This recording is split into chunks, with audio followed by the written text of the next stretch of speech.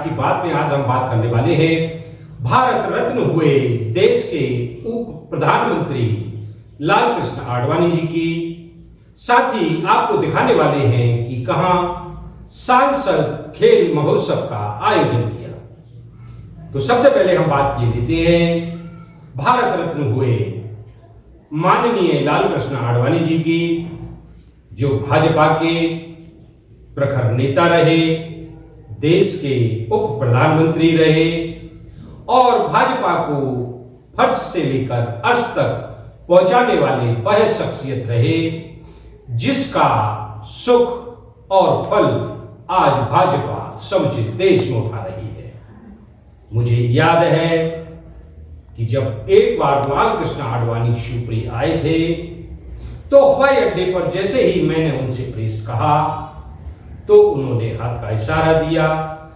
कड़ी सुरक्षा के बीच सहज भाव और संवाद के प्रति उत्सुकता उनकी देखते बनती थी और उस दौरान उन्होंने अयोध्या से जुड़े एक सवाल पर जो जवाब दिया वह आज साकार है।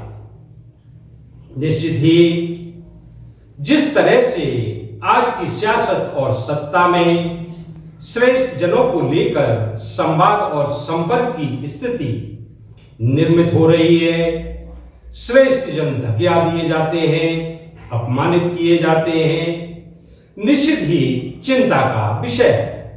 अब मैं आपको दिखाता हूं कि मध्य प्रदेश के शिवपुरी जिले में सांसद खेल महोत्सव का आयोजन किया गया, जिसमें शिरकत करने केंद्रीय मंत्री ज्योतिरादित्य सिंधिया शिवपुरी आए। उन्होंने खेल मैदान तात्या टोपे स्टेडियम पर पहुंचकर खिलाड़ियों का उत्साहवर्धन किया, साथ ही सितोलिया जैसे खेल में स्वयं भी हाथ आजमाए। तत्पश्चात उन्होंने विजेता टीमों को पुरस्कार वितरण भी किया। इस मौके पर उन्होंने मंच से क्या कहा, आइए हम आपको दिखाते हैं। निखारने की एक कोशिश हमारे तरफ से है ताकि ये युवा शक्ति शिवपुरी जिले के स्तर पे नहीं, मध्य प्रदेश के स्तर पे नहीं, राष्ट्र पटल के स्तर पे नहीं, लेकिन एक दिन विश्व स्तर पर निखार पाए हम लोग। और ये मत समझना कि ये संभव नहीं है। अभी गुना में मेरा एक नौजवान लड़का अर्शदीप सिंह क्रिकेट टीम का भाग बन चुका है। तो ये अगर गुना में संभव है तो फिर ये करेरा में संभव है, ये डिंडोरी में संभव है, ये बालाघाट में संभव है, ये बैतूल में संभव है। और जिस तरीके से मैंने अपने बच्चियों को कराटे में, जूडो में खेलते हुए देखा, चिल्लाते हुए, वो भी उसी खेलकूद की भाषा में, बहुत मुझे खुशी हुई। और शिवपुरी और कोलारस के बीच में रस्साकसी में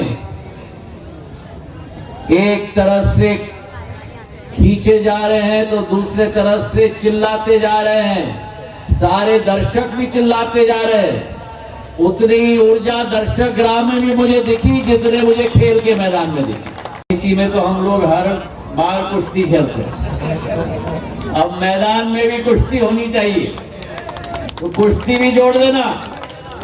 और ये सांसद खेल उत्सव हमारा हर साल आयोजित होना चाहिए और कम से कम ठंडी के महीने में आयोजित होना चाहिए ताकि ज्यादा गर्मी भी खिलाड़ियों के लिए ना हो।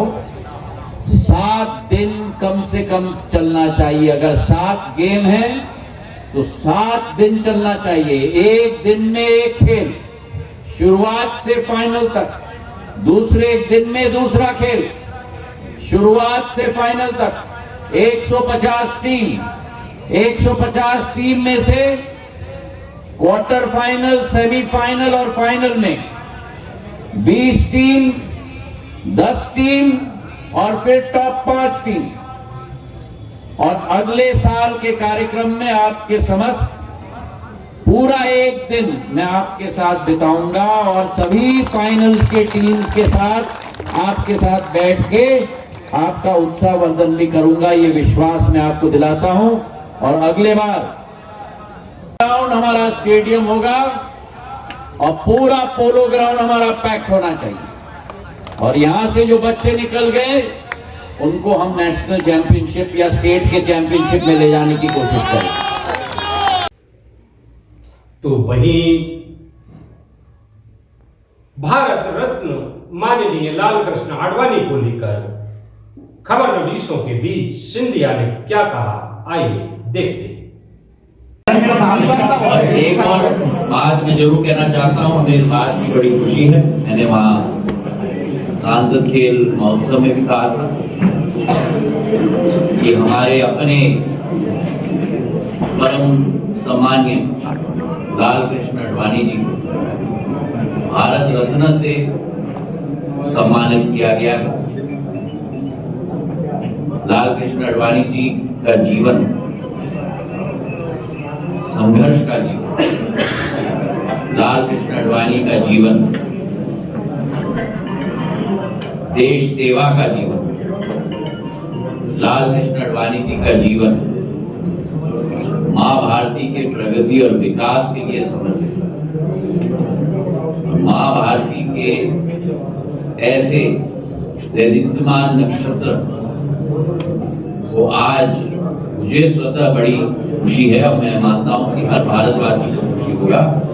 अब हम परम सम्मानीय आडवाणी जी नहीं कहेंगे, लेकिन परम सम्मानीय भारत रत्न आडवाणी जी हम लोग उस विचारधारा के साथ उनका सम्मान करें। निश्चित ही शिवपुरी में आयोजित सांसद महोत्सव का यह कार्यक्रम, खेल महोत्सव का यह कार्यक्रम भव्य दिव्य होना था, मगर जल्दबाजी के चलते इसे वह भव्यता प्रदान नहीं हो पाई, जिसकी बात अगले वर्ष किए जाने की बात हुई।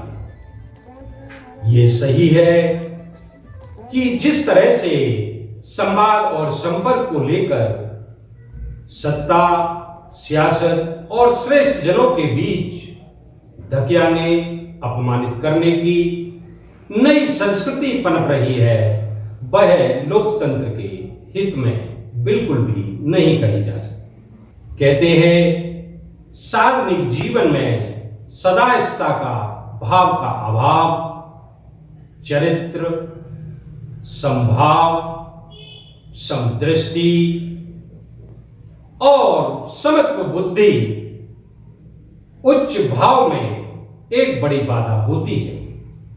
तो साथियों, आपने देखा, यह थी हमारी आपकी बात, आपकी ही बात में फिर हम किसी नए विषय और नई शख्सियत के साथ आपके साथ होंगे। तब तक के लिए PS भुल्ली का नमस्कार। की बात PS भुल्ली के साथ आपकी बात कहने संपर्क करें।